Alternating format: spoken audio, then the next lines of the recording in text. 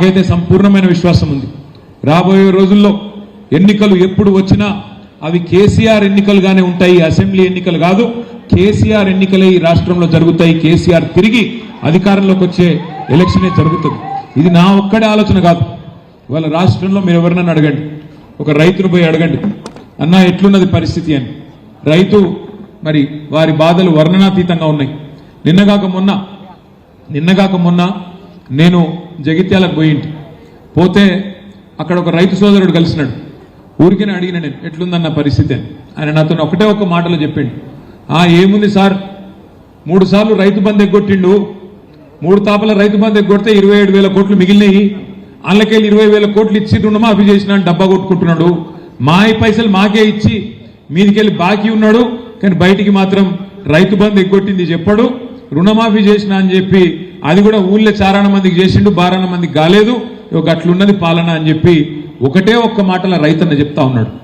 వాళ్ళ ఏ యువకుడిని అడగండి, 2 లక్షల ఉద్యోగాలని ఊరించి పెద్ద పెద్ద మాటలు చెప్పి చివరికి మోసం చేసి గద్దెనెక్కి 11,000 ఉద్యోగాలు కూడా ఇంతవరకు 2.5 సంవత్సరాల్లో ఇవ్వలేదు.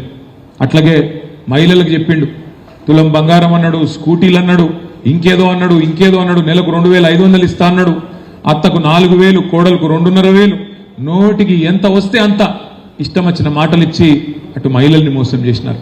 అట్లాగే మీ అందరికీ తెలుసు, పెద్ద మనుషులు కేసీఆర్ గారు రాకముందు 200 పెన్షన్ వచ్చేది. కేసీఆర్ గారు దాన్ని 2,000 చేసినాడు. ఇంతకుముందు మల్లేశన్న చెప్పినట్టు నవంబర్లో అయితే 2,000, డిసెంబర్లో అయితే 4,000 అబద్ధం చెప్పిండు. ముసలోళ్ళం కూడా మోసం చేసిండు. 2 నెలలు ఇప్పటికి పెన్షన్ ఎగ్గొట్టిండు.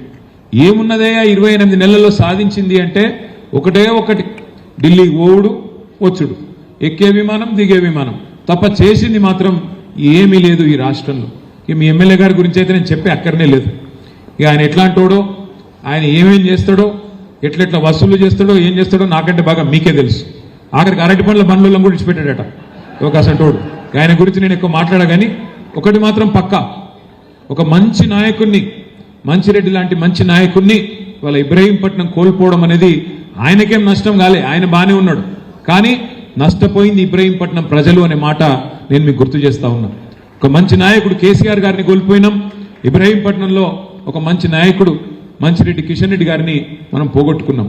అందుకే మీ అందరితో ప్రార్థన ఒకటే, ఇవాళ ఈ ప్రభుత్వం చేస్తున్న అరాచకాలు నాకంటే బాగా మీకే తెలుసు. ఫార్మా సిటీ ఇక్కడనే బ్రహ్మాండంగా కేసీఆర్ గారి నాయకత్వంలో 14,000 ఎకరాలు సేకరించి